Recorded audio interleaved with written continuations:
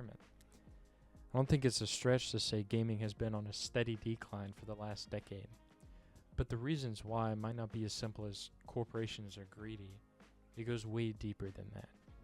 It's a systemic culture shift that has corrupted the entire industry, from the biggest corporate boardrooms down to the indie storefronts.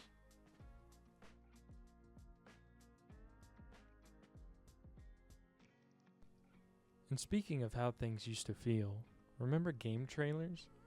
Remember the absolute chokehold a good reveal trailer used to have on the internet? Go back and watch the reveal trailer for Battlefield 1 or the early gameplay loops for Doom 2016. They were stunning, but more importantly, they actually showed the game. You watched it and instantly thought, I need to feel what that feels like. And if we're talking about the absolute peak of that era, we have to talk about the granddaddy of all trailer deceptions, Watch Dogs at E3 2012. Look at this footage. The rain slicking the pavement, the wind catching his trench coat, the volumetric smoke, the dynamic headlights. It looked like the future of gaming had arrived. It set the entire industry on fire. But then 2014 rolled around. The check cleared and we actually booted up the retail version. It was devastating. The lighting was flat, the atmospheric fog was gone, the physics were dialed back. It turned out Ubisoft had essentially built a hyper-polished vertical slice purely to trick us into hitting the pre-order button, and knowing full well consoles couldn't actually run like that. That single Watch Dogs trailer was a turning point. It shattered our collective innocence.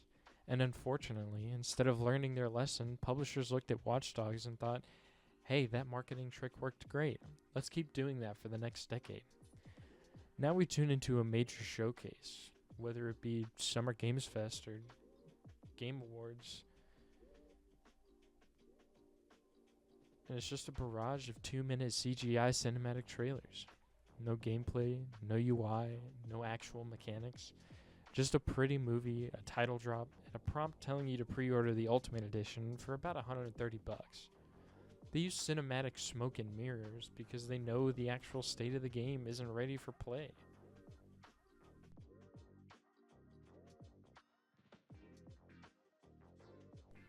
But why are they hiding the games? To understand that, you have to understand the absolutely broken math behind modern AAA game development. Back in 2009, Naughty Dog made Uncharted 2. It was one of the most critically acclaimed games of all time, for about $20 million. By the time they made The Last of Us Part 2 in 2020, that same budget ballooned to $220 million. Today, the average baseline budget for a flagship AAA game has cleared $300 million, and that's before marketing. Thanks to major studio leaks and financial reports, we know Marvel's Spider-Man 2 cost $315 million to create. Cyberpunk 2077 cost over $320 million across development and marketing. And then they had to spend another $125 million just to fix it at launch. Think about the sheer weight of that. If a studio spends $300 million on production and the platform stores take their standard 30% cut, that studio needs to sell roughly 6 million copies at full $70 retail just to break even. This exact financial panic is why games feel so hollow now. When a publisher is in the hole for $300 million, they completely lose their mind. They become entirely risk-averse. Instead of getting weird creative passion projects, we get a relentless barrage of safe open-world formulas, remakes of games that aren't even old yet, and the live service trap. They have to ship unfinished, buggy betas, slap a roadmap on them, and fill them with battle passes and microtransactions just to recover a massive corporate deficit.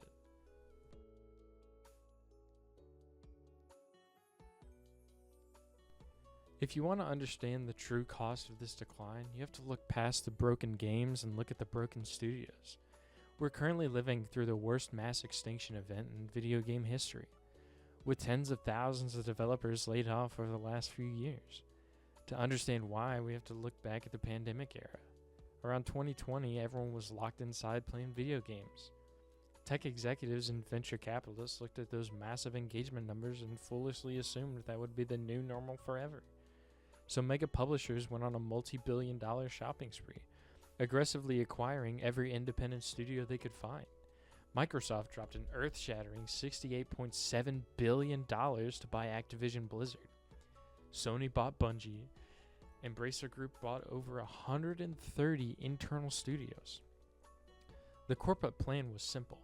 Buy the studios, scale them up, force them to make massive AAA live service games, and watch the money roll in. Except, the world opened back up. The pandemic baseline collapsed, interest rates skyrocketed, and that massive wave of free money completely dried up. When the dust settled, the cold corporate math kicked in. Xbox, for example, found itself operating on an incredibly thin 3% profit margin, meaning Microsoft could literally make more money just leaving its cash in a standard bank. The corporate solution to a 3% profit margin? Pull out the bulldozer. We watched Xbox shutter Tango Gameworks right after they released Hi-Fi Rush, a critically acclaimed award-winning game. They closed Arcane Austin, Sony shut down London Studio. A studio can do everything right, make a masterpiece, and still get liquidated because a parent company over-leveraged themselves during an acquisition.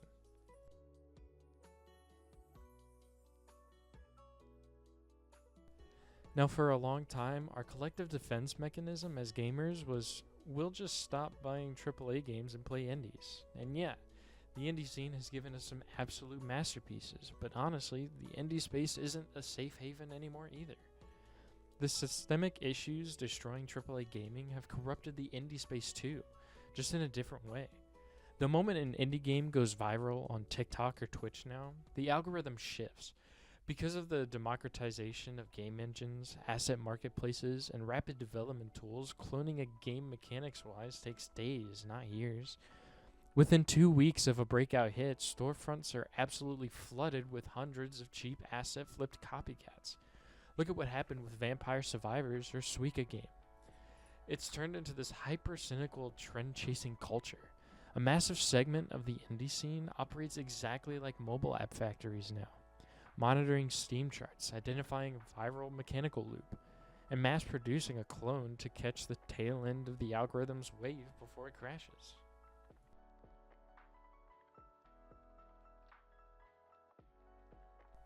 Which brings us to the newest variable in this entire equation, generative AI. And I have some somewhat differing opinions on this, so please hear me out. If you're a multi-billion-dollar AAA studio using AI to generate the final art assets or voice lines, that is pure, unadulterated corporate laziness. You have the capital, you have the resources. When a massive studio uses AI, they aren't innovating. They're just looking at a spreadsheet, trying to figure out how to downsize human artists, concept designers, and writers to save a buck. But flip the script. If you're a solo developer working out of your bedroom, you don't have $100 million budget or a team of animators. If a solo dev uses AI as a force multiplier to help debug a complex piece of code or tweak a texture variation they don't have the artistic skills to draw, I think that's totally fine. You know, it makes the process a little bit more freeing. It allows a brilliant programmer with zero artistic ability to actually bring their vision to life. Without those tools, their game might literally never exist.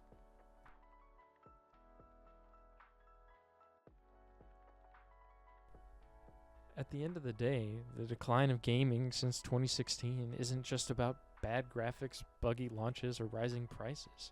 It's a cultural shift. The industry transitioned from prioritizing the player's experience to maximizing engagement metrics and optimizing algorithms. From the biggest corporate boardrooms down to the indie storefronts. But hey, maybe I'm just being cynical. Maybe the golden age isn't gone. It's just harder to find. Thanks for hanging out. Drop your thoughts below if you agree or disagree. Let me know. Subscribe if you really enjoyed this. I'll catch you in the next one. See ya.